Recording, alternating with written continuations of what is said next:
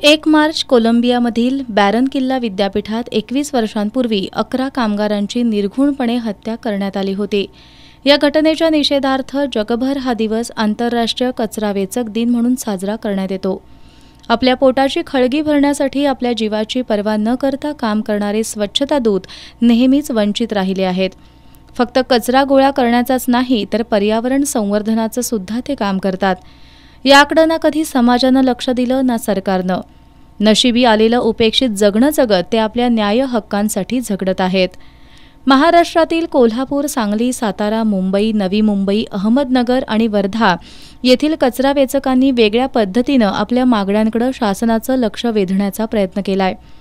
येत्या 1 मार्च या आंतरराष्ट्रीय कचरा वेचक दिनानिमित्त चक्क पंतप्रधान नरेंद्र मोदी यांना 2000 पत्र लिहून आपल्या मागण्यांकडे लक्ष वेधलंय।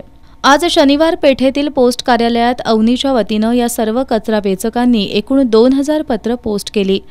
कचरा वेचकांच्या उपजीविका आणि सामाजिक सुरक्षा यासाठी राष्ट्रीय कायदा करण्यात यावा, तसंच कल्याणकारी मंडळाची स्थापना करण्यात यावी अशा मागण्यांचा मजकूर यावर लिहिण्यात आला आहे। ही मोहीम alliance of Indian waste pickers, Avani आणि एकटी वसुधा कचरा वेचक संस्था यांच्या नेतृत्वाखाली राबवण्यात आली।